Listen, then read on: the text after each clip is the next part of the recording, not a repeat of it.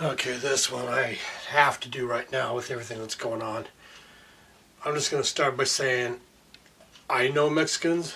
I grew up with them. I'm from LA, grew up in LA.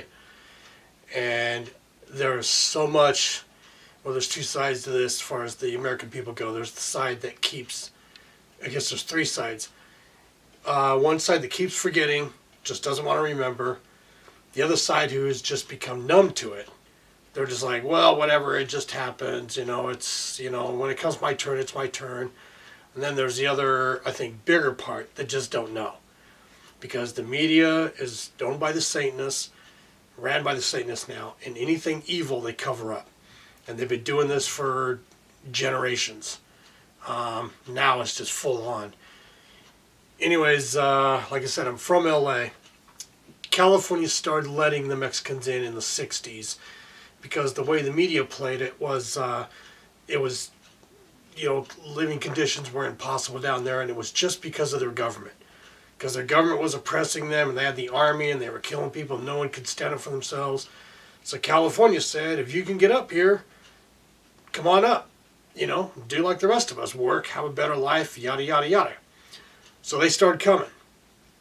Well, and of course, we had to create a whole new set of laws and everything. Invented this green card. What we found out right away is that it was a problem. Because they would come up, get a job, work for the shortest amount of time they could, because they found out, this is one thing they gravitate to, is how to scam, how to get over on whatever, anything and everything. So once they got legalized and got an actual green card, immediately they couldn't work, they couldn't find any jobs, no one would hire them because they're racist, and they would go on welfare and on every type of government program they could and would not get off. California went through law after law after law, and no matter what law they passed, they'd find a way around it. I remember being a kid, and one of the scams they would pull is they would go get some cars from the junkyard, put them in the front yard. Anybody who's from California knows this, that's old enough, remembers this. And they would just pack the yard full of cars, and they would tell social services, well, no one will hire me, but I'm working. I'm still trying to do something. I'm working on people's cars. Which they weren't working on anyone's cars. They just used that as a scam to keep getting everything they could for free. Finally, social workers, 2 or 3 years later, pull their head, they go to, these houses they go by once every 2 or 3 years, and they notice the grass is growing up through the engine block, out the top of the freaking hood or the top of the engine, and, weeds and all that. And they're like, these guys ain't working on these cars at all. They're just using this as a scam. So then they had to pass a law that you couldn't park cars in your yard anymore. Because you couldn't tell them. Because they were like, well, screw you. You can tell me whatever you want. But unless there's an actual law and it's passed by government and you're going to arrest me for it, I'm going to keep my car, my, yard and everywhere else I can full of cars and claim I'm working on them when I'm not. It's just never ending. When their women found out, when we passed that law, that said if you give birth to a kid here, your kid is American, they just stampeded the border. Girls were getting knocked up by anyone and anything they could. Hospitals were totally overran. Arizona, California, New Mexico. They were just giving births like crazy, and nobody was paying for it, of course. And that's another thing. They have bankrupt endless hospitals. When I left in 93, they had bankrupt 11 hospitals in Los Angeles alone. And one main reason for that is because they are there first thing in the morning every day. California, I don't know what it is now because it's been since 93, but back when I was a kid, they started doing open and closed hours. And the only thing that was open 24/7 was the emergency. And they had security there, armed security, because they would do whatever they could to get in there, to steal something. What they do is, there's so many things they do, it's ridiculous. They'll grab onto a nurse and not let go no matter what. And say, you have to give me. You have to give me. And the nurse is like, I give you what? I'm not giving you nothing. No, you have to give me. And what that means is anything so they could take it and sell it on the street. So the hospitals had to, like I said, had to do open and closed hours. They would close at a certain time. But then again, as soon as they opened, first thing in the morning, they'd be lined up. You have to give me. You have to give me. Whatever drug, whatever needle, whatever anything. And the hospital had to get rid of them to get rid of them. had to give them whatever to get rid of them so they could work on the patients that they had because they would not leave. I mean, I got stories up the yang. I have been injured in a hospital before, and the doctors couldn't get to me because some old Mexican lady's out there like, no, no, no, has her arms out in front of everybody. There was a kid in the lobby that needed some sort of help. He was totally ill. It could have been life-threatening. He was throwing up and convulsing. She's all, no, no, no, not him, me. Give me, give me. I had to climb out of the freaking gurney I was in, grab her by the hair, drag her, and throw her out the front door. Because she would not, she was freaking out, screaming, no, no, no, give me, give me. It was unbelievable. Like I said, I've seen this all firsthand. And, well, I don't even know what the year was. Gray Davis, finally, after they bankrupted a bunch of hospitals, Gray Davis, governor of California at the time, finally just did this vote across the state, because you can't tell them. You can't tell them, look, you're illegal. You're not supposed to get anything for free here. You're not even supposed to be in this country, little, you know it all. They're like, no, no, no, you give me. I'm the only one that matters. None of you matter.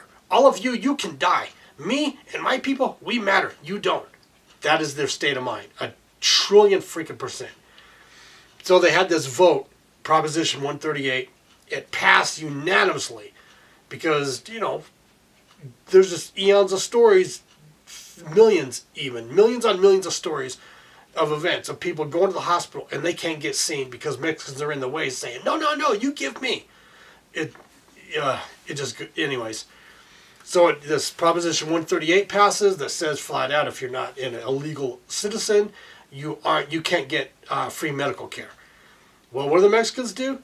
They go and pull all their kids out of school and stand in all the main streets and even on the freeways and block all the streets. And, you know, when you have millions of them, that like slams traffic to a dead halt everywhere. And they basically tell the governor, unless you give us what we want for free, we're going to destroy your city. Now, what Gray Davis should have done, which this is what got Gray Davis recalled because he didn't do this, he should have called out the National Guard and said, that's it. You're all going back. We're packing you up and you're going back, and that's all there is freaking to it. But him being a ballless Democrat said, okay, we'll just, even though it's law and it's passed and it's been voted on, you know, we're just going to act like it's not there. And he just went right back to everything for free. And like I said, when I left in 93, 11 in LA alone had been bankrupt. I don't even know what the number is now. I talked to somebody a little while ago. It was like, I don't even know what, 100 or something. It's just unbelievable. Now, that's one part of this.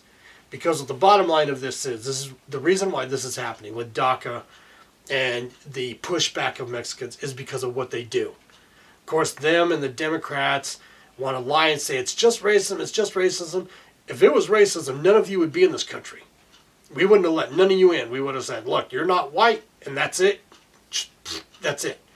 You know, there isn't no DACA for the Japanese or any other people that are in this country illegally.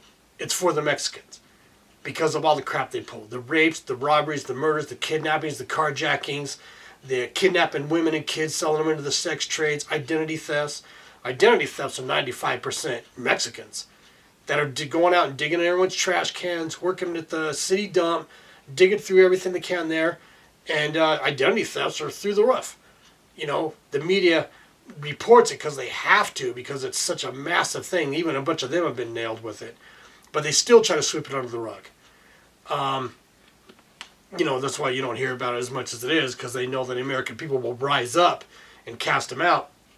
And the illegal, or the Democrats, the demon craps like I call them, they're just totally Satanists. They want them here for the vote. They don't care if the Mexicans destroy this country down to the last freaking piece of lint and burn it to the ground. Just as long as they get into office and can stay in office and cash in on everything they can cash in on. That's the Democrats.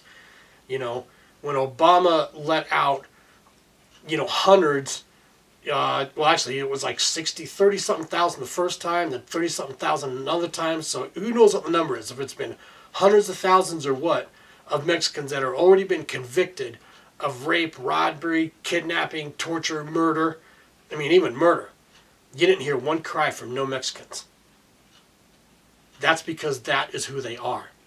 They worship Chapo. Chapo is one of the greatest serial killers in Mexican history. They love him. You go to Mexico, or you can even watch documentaries on YouTube about how they make statues and t-shirts and everything of Chapo, and guaranteed when Kate Steinle was murdered, they millions on millions of them laughed because killing someone white, just walking up out of the blue and blowing them in the head, going back to the freaking video, they call it, and saying, yeah, I just blasted someone white. They're like, hell yeah, right on, motherfucker, you want hell of vato, man. To them, that is great. And you didn't see no protests about that, right? Well, Kate Steinle was one in thousands on thousands on thousands. And the only reason Kate Steinle got reported on was because Trump was running and was making an issue about it. Trump knew. He'd seen the reports and remembered it. He wasn't like all the other politicians. It was like, let's hurry up and forget about it. Because I'd have to say millions and at least hundreds of thousands of people have been murdered by Mexicans in this country. I mean, you could look up the Bureau of Justice Statistics. It's a report done by an agency inside the Department of Corrections that tells of everything. Every rape, every robbery, murder, stabbing, carjacking, what race they are, yada, yada, yada, yada. And, it's just flat out, the number's so overwhelming, I don't even know what it is now. But Mexicans have killed more Americans in this country than we have lost in all the wars we have fought combined. Flat out. And that number has been solid for a long time. So to be honest, the Mexicans coming in this country have already committed an act of war by killing all the Americans, but they keep sweeping under the rug. Well, it's just one here, it's just one there, it's just one. No. And when they get caught, for whatever carjackings or raping or murdering, I don't know, it sounds like a mushroom cloud because I've seen this so much. All of the other Mexicans that they know, even ones they don't know, will swarm the courthouse and just be such a pain in the ass to the DA and the judge and whoever to try to get them to drop the case. They love murder and rape and kidnap. They say they don't, but their actions are completely the opposite. They won't come out and say, yes, we want our people to rape, kidnap, torture, and murder all of you. They won't say that. They'll say, oh, no, we don't stand with that. We don't stand with that. But then they fight with everything they have to make sure it happens. And then when their people commit it, they swarm in and scream racism and whatever else they can to try to get them off. And when they do get off, when they succeed, because they threaten witnesses. They tell witnesses, they tell everybody actually, but this has happened endless times. If you testify, we'll kill you. Or we'll kill your sister or your mom or dad or whatever. And they mean it. They're serious. It's happened. And they do that with politicians too. Which is why when Schwarzenegger got in, he started cleaning house. He was like the greatest politician California ever had. And then a couple years into it, he just started changing, going back to Democratic way. And by the time he left, we were right back where we were when Gray Davis left. And guaranteed they threatened his family and all that. And there was enough Democrats in power that will actually let a freaking politician get murdered just so they could keep on with their, let's bring everybody in from every other country and drag this country into the ground, because there again, the Democrats have sold their soul for Lucifer. And what Lucifer's main thing is destroying this country and Israel. And their job is to do it, is to do everything they can, to destroy this country, but they have to get us to let them do it. They can't, like Nancy Pelosi can't just go out with a shotgun and just start blasting white people. She has to lie with everything she has to get us to vote her in office over and over and over, and then get us to vote, let her do this and let her do that. Same with Maxine Waters. She's screaming impeach Trump, impeach Trump, impeach Trump, but anybody who's asked her for what, she's like, well, all the law he's breaking. Well, what laws? Oh, you got to be kidding. Are you kidding me? She never has proof of nothing. It's just, stop the Christianity. Now, the Mexicans, I'm going to go ahead and start like the beginning of them coming in this country, them being here and the Christians coming, so you can get like this full picture. Originally it was the Indians, of course. The Spanish came. Spanish hooked up with the Indians, the Indian women, had kids. Those are Mexicans. So they were here hundreds of years before the Christians got here from Europe. And there was no such thing as this is our land and that's your land, because they all moved around. They attacked each other's villages and tribes and killed each other all over the place and stole each other's women and, each other's kids as kept them as slaves, and each other's women as sex slaves. It was going on forever. Indian tribes were attacking each other all over the place like that, moving all over. There was no such thing as Mexico or any Indian country. Just they all lived here, and that's how they lived. So if you backtrack this, King James, of course, was called by God to rewrite the Bible in English, because it was only written in Latin at the time. And, of course, with the Catholics being the only ones in control, because they were able to gather all the copies, and to where the only way you could hear the Bible was to go to a Catholic church. And King James just said, you know what? No, this is a crock. Everyone should be able to read the Word of God. That's what, God sent Christ for. That's what he sent the apostles for. Everybody else is for everyone to hear it. Everybody should be able to learn it when they want to, so on, so on, so on. So England, being the most powerful country in the world at the time, tells the Pope, give it up. We want the ancient Hebrew writings, and he gets them, and he translates the Bible. Now, of course, this was the greatest thing in the world going on at the time, that King James was rewriting, or translating all the original Hebrew scriptures for the Bible. And they asked him, everyone asked him, what are you doing? Why are you doing this? What's going on? And he told them he was called of God, of course, but he said God has a new work that he's doing. And the new work, as it finally comes out, if you get like an original copy, King James Version, there's like a preface or something in, like his notes that says why and whatever. And he says in there that God told him that there would be a promised land for the Gentiles. Just like how, there's one for Israel. And everyone's like, really? Are you serious? This is before America was even discovered by anybody. Maybe the Vikings had been over, but the Vikings never prospected, drew out maps or anything. Maybe they came, and from what it looks like, there's, ancient history stuff that shows that they were here. But it also looks like they probably got killed off by the Indians and ate, and who knows what else. There's just stuff left that they were here, but nothing else. No graves or whatever. How they left or anything. That's why there's Christopher Columbus, the first person to discover it, because he came and actually did all the surveying, drew all the maps and so on, and told the rest of the world, hey, this place is actually over here, and this is what's there. So that happens, and word gets around, and everybody knew, because, this is back in the day where they kept up on their history. This isn't kept up on nowadays at all. That this new land was found, and first thing that came to everyone's mind is, whoa, I wonder if that's that promised land that King James was talking about when he translated the Bible, because it was hundreds of years after that, America was discovered, after King James did the translation. And finally it came to that. There was King Louis, I think it was. I don't know, I'm not a biblical scholar, or actually a historian. King Louis, King Henry, whichever one that started torturing everybody and was, just going AWOL in England. And God told all the Christians, no, it's time to go. Time for y'all to go get your own homeland. Don't stand and fight, this military, this army here, whatever. That's what I'm telling you to do. That's, my calling to you. So they all just start packing and going. And, King Henry, Louis, whichever it was, at first he stops them, tries to stop them, but then he thinks, wait a minute, if I don't have my people go over there and inherit this land, then France will, or some other country, and they'll actually gain control of whatever's over there. So then he started encouraging, you guys should go over there, you guys should, and anyway, so everyone just started leaving in this mass exodus.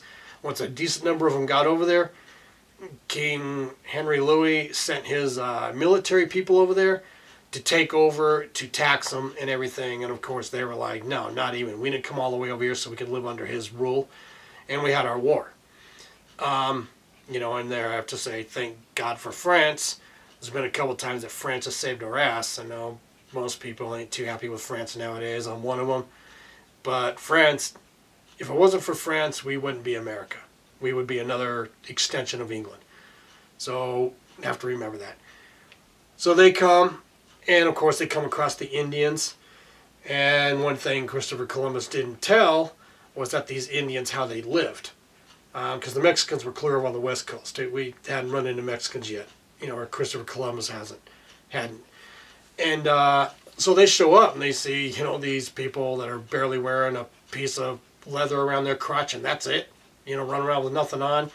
Women with no tops on, so on, and they're like, holy crap, these people are like savages. They're like animals in the wild, which is how that all started. And of course, them being Christian, having little kids, are like, we can't have these people living with us. So they did whatever they could to live away from the Indians and have the adult men deal with them, to try to get some sort of normalized, type of living with them, both types of people or both peoples in the same area.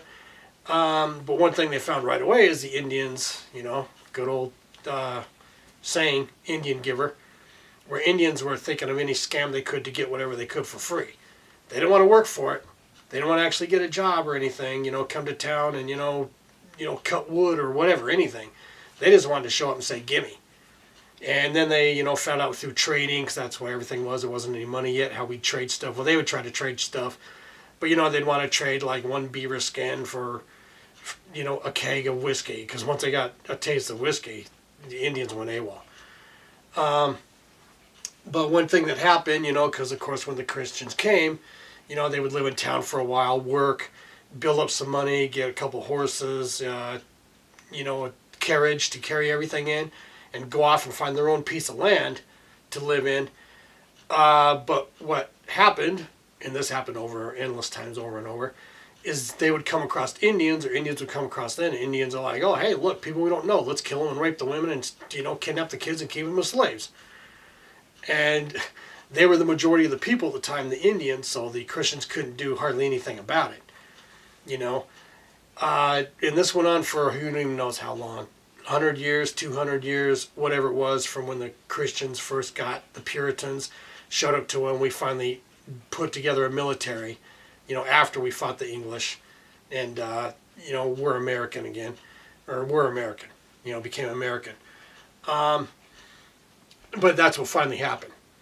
They finally, killed so many families, kidnapped the women, gang raped, kidnapped the kids for slavery. And it happened all the way across. Mexicans did the same thing. When we got far enough west, they were running to Mexicans. Mexicans started doing the same thing. So finally the Christians said, you know what, that is it. And they even felt it from God. By the time we moved or put an army together, we had a government, had things organized, and put together an actual military. Where before when we fought England, we didn't really have a military. We just had a bunch of people that were fighting. In fact, it was the Kentucky sharpshooters that won it. Hoorah, Kentucky.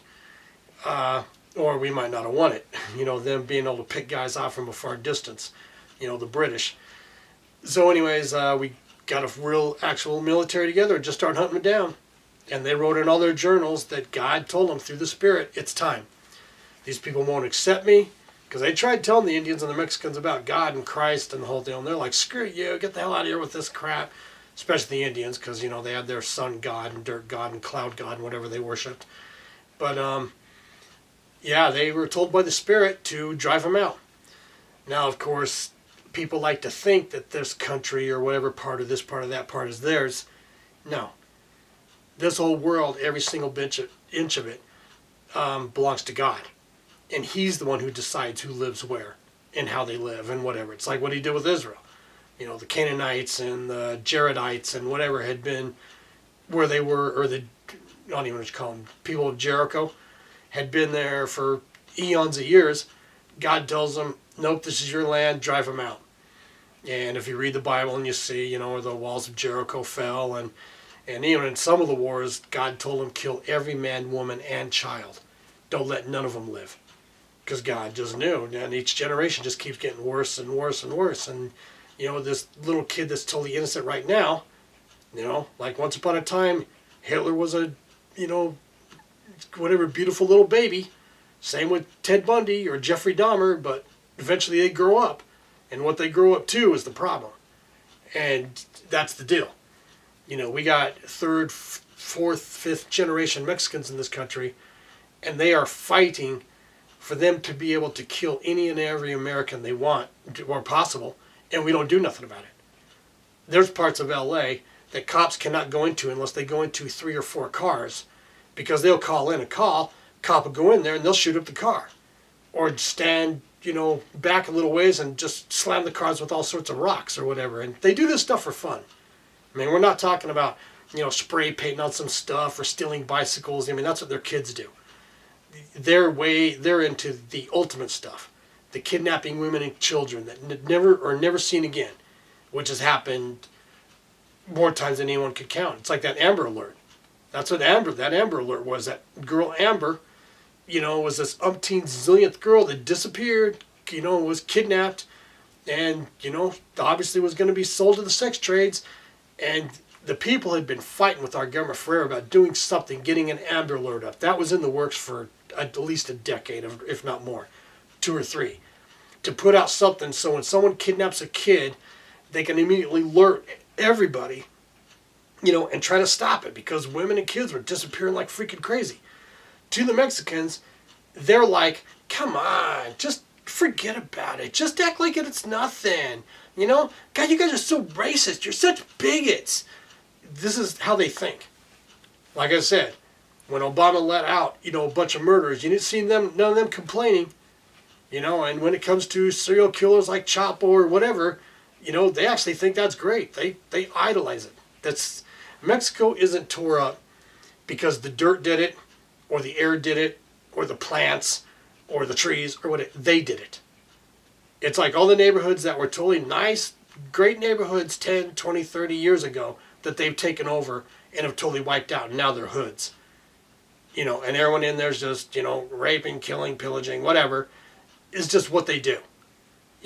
And I've talked to endless Mexicans, because like I said, I grew up with them, and they used to tell me, like when I was a kid, our country, it's so bad because the government this and the government that, they do this to us, they do that to us. And I told them, well, what if we went in there and just took out the freaking government? I barely got that far into it. And they were like, you better not. You can't. You better, you go there, every single Mexican will fight you, every single one. They'll kill every single one of you. They freaked out, lost their mind that we do not fix Mexico. And I'm like, you got to be kidding. You were just telling me that it's because of the government and them using the military. Why would you not want that fixed? And they're like, well, because if you fix it, then we won't have any reason to come up here and get everything we can from you guys. That's our excuse. So they trash Mexico. They purposely trash it just so they could come up here and say, wham, wham, wham, my country's bad. It's like someone living across the street from you, and they trash their house, set it on fire, kick all the walls in, whatever. And then they come over and beat on your door and say, you have to let me live with you because look how bad my house is. That's what this is. No. If anything, we got to make Mexico straight or okay or normal. And if they don't want to do it, then you know what? You sleep in the bed you make.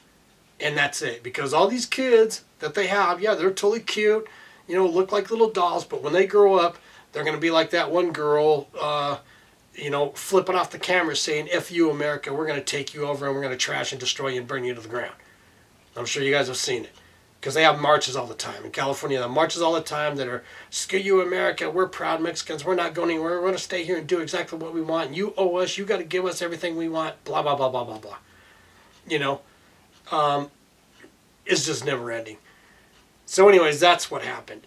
The Mexicans got in on the, kidnapping, killing people and kidnapping the kids for slavery and raping the women and so on and so on.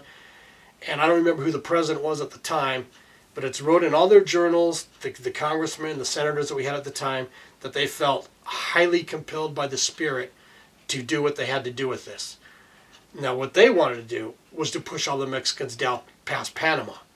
But the spirit, for whatever reason, said, no, I want the border here, which is where it is now, which is why that border's there. Because I remember being a kid hearing this in school, and I'm like, why would they make that the border?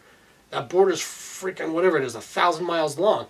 Why wouldn't they just... Because after hearing of everything, they used to tell the stories.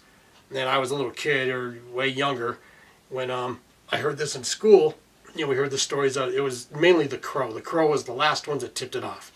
That, killed off a family and kidnapped the women and was gang raping them. And when we showed up, because we knew this guy left with his family, And everyone's like, you better wait until, we have people to go with you. No, I think we'll be okay. He's fresh over from Europe, ignorant, didn't know. Gets wiped out. Our guys go out scouting to see if they made it, find their carriage burnt and, just whatever, the obvious clues. They tracked down to the Crows, and that's where they were. And anyways, word got back to the president, and they just said, that's it.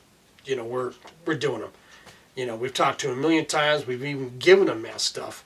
There was like mass stuff we've given the Indians to try to help their lives out, to try to show them how to live. And they're like, here, we're just going to go ahead and use it all up and burn it up like it's nothing and then tell you to give us more, And so that's what happened. The Indians got put off in their own places. They got given a million chances. Look, you can civilize or you're going to get what's coming, because God is the one running this whole thing, and he doesn't want any people running around with nothing on, everybody attacking each other, killing each other off, kidnapping each other's women and raping them. No, that's Satan's way. That's not God's way. We're here now. We're doing things God's way. And that's, the beginning of the history with the, Christians coming here, of course, because the Christians, believed in God and, kept the word. God gave them power.